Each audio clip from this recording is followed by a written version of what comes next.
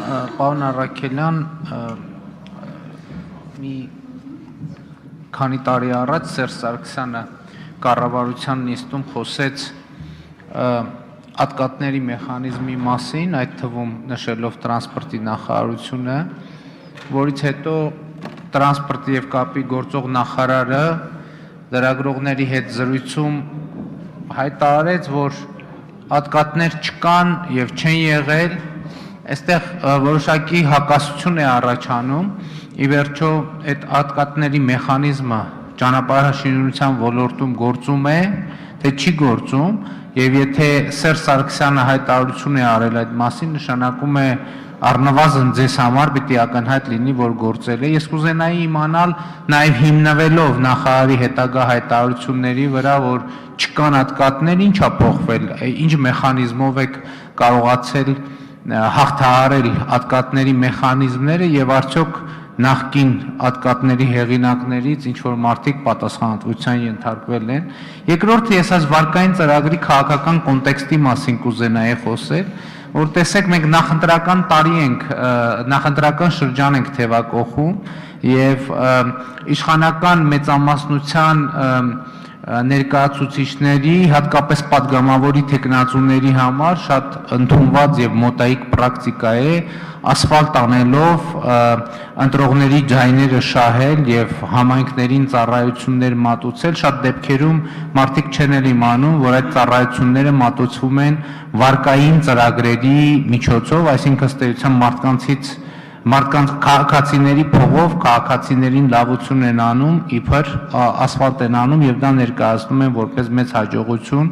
Ինչ երաշխիքներ կան, որ այս նպատակներով չեն օգտագործվի։ Երեք օրինակ մենք քննարկում էինք քաղաքային կանոն զարգացման վերաբերյալ վարկային ծրագիրը եւ այդ ծրագրի քննարկումներից հետո ես մի քանի նամակներ ստացա, որոնց հեղինակները պնդում էին, որ վարկային այդ առաջին տրանշի մրցույթը շահել է Երևանի քաղաքապետի տեղակալ Վահե Նիկոյանի հետ կապ ունեցող ինչ որ մի ընկերություն, ինչպիսին են երաշխիքները, որ ընդհանրապես այս գումարները,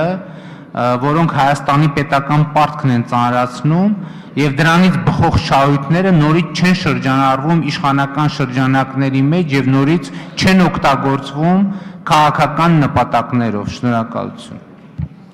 Ես էլ եմ շնորհակալ, պարոն Փաշինյան։ Ըստ էության դուք խոսում եք ուրեմն տարածված շատ են խոսակցությունները ոչ միայն Հայաստանում եւ ոչ միայն ճանապարհաշինության ոլորտում եւ հարց եք տալիս թե ինչ երաշխիքներ կան, որ այս ծրագրի շրջանակներում ուրեմն ձեր կողմից նշված այդ խնդիրները տեղի չունենան։ Երաշխիքները մեկն են։ Մենք կիրառում ենք, ինչպես նշեցի, մենք աշխատում ենք թափանցիկ, որոշումների կայացման փուլից սկսած,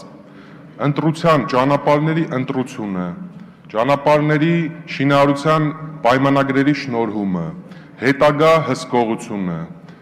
բոլոր փուլերը մենք դարձրել ենք հանրամատչելի այն միջոցով, որ մասնավորապես մանրամասն են։ Ուրեմն, ինչպես նշեցի, ճանապարհային խորհուրդ է ստեղծվել եւ այն որոշումները, որոնք որ կայացվում են, միանձնյա չեն կայացվում եւ հաշվի են առնվում բոլորի կարծիքները, հաշվի են առնվում մաթեմատիկական այն ցուցանիշները, որոնք որ հնարավոր չի օրինակի համար որևէ կերպ փոխարինել։ Այսինքն այն ճանապարհը, որը A համայնքում պետքա վերանորոգվի, դուք կարող եք օրինակի համար որպես падգամավոր պահանջել եւ ստանալ այն տեղեկատվությունը, որի հիման վրա կայացվել է նման որոշումը եւ համոզվել մաթեմատիկայի հիման վրա, որ այդ որոշումը հիմնավոր է։ Դա առաջինը, ինչ վերաբերում է որոշումների կայացմանը։ Ինչ վերաբերում է ընտրությանը, ընդհանրապես ճանապարհաշինության ոլորտը, քանի որ պահանջում է ինչ որ այլ կարողություններ մի փոքր, այնտեղ մրցակցությունը ըստ էության մի փոքր ավելի նվազ է, քան թե այլ ոլորտների, բայց եթե դուք տեսնեք, դա եւս հրապարակային ինֆորմացիա է, տրանսպորտի եւ կապի նախարարության անկախ վարկային է ծրագիրը, թե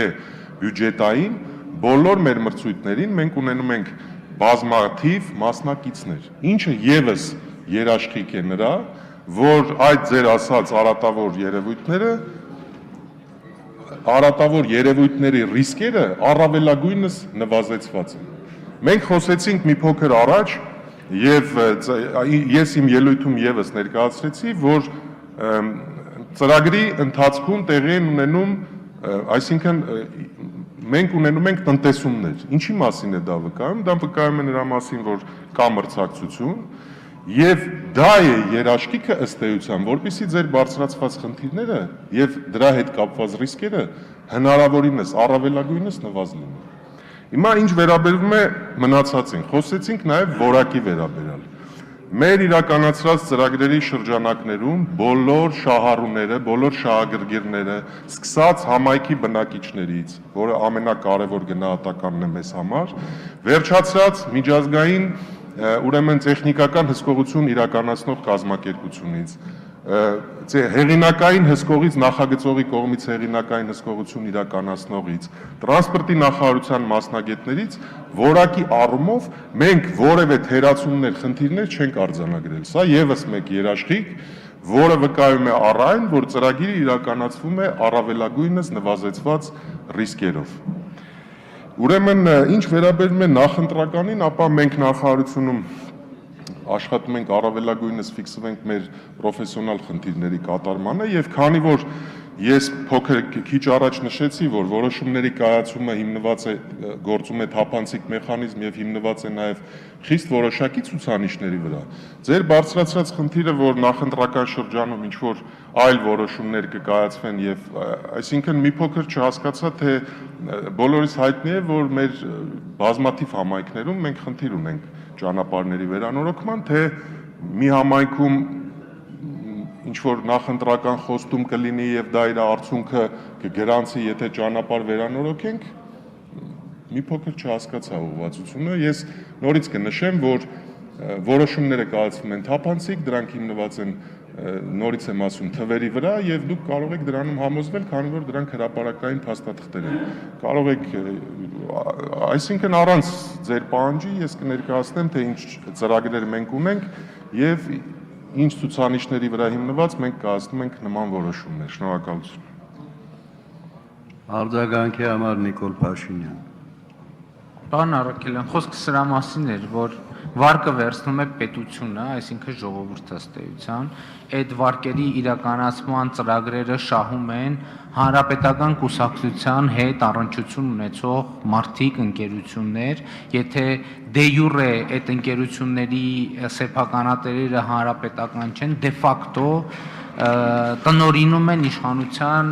շատ կոնկրետ ներկայացուցիչներ այդ ծրագրերը, ձեր ասած խնայողությունները եւ շահույթները հետագայում ընտրությունների ժամանակ ժողովրդի եւ պետության այդ գումարները արվում են ինչ որ աշխատանքներ, ասֆալտապատում մեկ մյուս եւ ասում է տեսեք ժողովուրդ ջան, հանրապետականը ինչ լավ մտածում է ձեր մասին, այնինչ ժողովուրդը չգիտի, որ այդ հանրապետականը տանում է իր, այսինքն ժողովրդի գումարներով։ Խոսքը մեխանիզմի մասին է եւ ես չհասկացա հիմա, ի վերջո նախկինում ատկատների Սերժ Սարգսյանի հայտարարությունից հետո մեխանիզմի մեջ ինչ է փոխվել, որ այն ժամանակ կար, հիմա չկա։ Ճանապարհային խորհուրդը ճանապարհի ընտրությունն է մենակ, բայց ատկատների մասով, մրցույթների մասով, մրցույթի ընտրության մասով որևէ բան չի փոխվել, այդտեղ մրցույթային հանձնաժողովներում ոչ ՀԿ-ները ներգրավված են, ընդդիմությունը ներգրավված է, ոչ իշխանական ներկայացուցիչները ներգրավված են։ Շնորհակալություն։ Պարոն Փաշինյան, ես էլ եմ շնորհակալ, ասեմ ձեզ, որ շատ կարճ վերլուծություն ձեզ կպահանջվի, որպեսզի հասկանաք, այսինքն որպեսզի գործի ձեր ասած մեխանիզմը, պետք է լինի մեկ մրցույթ, մեկ մասնակից։ Եթե դուք շատ կարճ անալիզի ենթարկեք մեր մրցույթները, դուք կտեսնեք, որ մի քանի մասնակից է եւ ոչ թե գրեթե անհնար է երաշխավորել, որ ինչ որ մեկ X կազմակերպությունը այդ ընթացքում կհաղթի։ Հասկանում եք, խոսելով բնականաբար ես գտնում եմ, որ շատ կարևոր խնդիր եք բարձրացնում, որովհետև այս ոլորտում ոչ թե միայն ճանապարհաշինության, ընդհանրապես գնումների ոլորտում այդ ոլորտը համարվում է ամենառիսկայիններից մեկը։ Ինչ պետք է անել, որպեսզի նվազեցնել ռիսկերը եւ ձգտել դեպի զերո ռիսկերի, պետք է ապահովել մրցակցային դաշտ։ Մրցակցային դաշտի ապահովմամբ վստահեցնում եմ ձեզ, առանց որևէ միջամտության, բարձրաձայնման կամ խնդիրների, ձեր բարձրացրած խնդիրները իսպառ վերանում են ինքնուրույն։ Այսինքն, եթե դուք խոսում եք, որ ինչ-որ կոնկրետ մասնակից նախապես մրցույթում որոշված է, որ ինքը հաղթելու է, նման բան չի կարող լինել եւ հենց որ դուք տեսնեք օրինակի համար հրապարակային փաստաթուղթ արձանագրությունները, դուք կտեսնեք, որ մասնակցել է 5-6 կազմակերպություն եւ ընդամենը համադրելով այն գները, որոնք որ իրենք առաջարկել են, դուք կտեսնեք, որ ընտրության փուլում մրցակցային դաշտ է գործում։ Դա վկայում է նրա մասին, որ ընտրության փուլում ռիսկերը նվազել են։ Ինչ վերաբերում է հետագայում, որ ասում եք, այդ փողը վերադառնում է։ Ես իմ ելույթի մեջ շատ շեշտադրումներ արեցի, որ մենք խոսեցինք ես ներկայացրեցի, թե ինչ ցուցանիշներ ենք մենք արձանագրել ծրագրի կատարման ժամանակ։ Ես ուղղակի ձեր հարցի երկրորդ մասը չկարողացա անցալեմ, թե որտեղ եք դուք այդ փուլում ռիսկ տեսնում։ Կարևորը, որ վարկային ծրագիրը մինչև վերջի լուման հասնի քաղաքացուն, հասնի դառնա ճանապարհի քառակուսի մետր եւ ծառայի մեր հանրությանը, թե որ համայնքում ուրեմն վերանորոգում կիրականացվի։ Եթե դուք գտնում եք, որ ռիսկեր կան որոշումների կայացման եւ մի փոքր խտրականություն կդրվի, որ այլ համայնքում վերանորոգվի, ոչ թե այս համայնքում, այդտեղ եմ ասում, որ թափանցիկ մեխանիզմ է գործում։ Ես կիսում եմ ձեր մտավախությունը այն իմաստով, որ գնումների դաշտը ռիսկային է։ Շեշտը դնում եմ նրա վրա, որ մենք բոլոր միջոցառումները անհրաժեշտ կիրառում ենք, որպեսզի մրցակցությունը ապահովվի այս դաշտում եւ մեր բոլոր մրցույթներին մասնակցում են 2-3 եւ ավելի կազմակերպություններ եւ դա հնարավորություն է ընձեռում, որպեսզի ձեր բարձրաձայնած խնդիրները իսպառ բացակայեն ոլորտից։ Եվ նույնը որակը կատարված աշխատանքների։ Այսինքն եւս հակակոռուպցիոն մենք խոսեցինք այսօր ես Տիկին Բիշարյանի հարցին պատասխանելով այդ հակակոռուպցիոն մի տարր ենք մտցրել համաշխարհային բանկի հետ միասին, որ այն ընկերությունը, որը կշահի վերանորոգման պատվերը, շարունակի սպասարկել այդ ճանապարհը եւ 1 տարվա երաշխիքով կերաշխավորի իր կատարված որակը։ Վստահեցնում եմ ձեզ, սա մի բալանսավորված մոտեցում է, որը որ նվազեցնում է ձեր ասած ռիսկը եւ ռիսկը ձգտում է դեպի 0, որովհետեւ եթե ինքը վատ որակ անի, այդ 1 տարվա ընթացքում ճանապարհը կքանդվի եւ ինքը իր միջոցներով պետք է վերանորոգի։ Այսինքն ստեղ էլ է միջոցառում կիրառված, որպիսի բացառվի ձեր ասած ուրեմն ռիսկերի դրսևորումները։ Շնորհակալություն։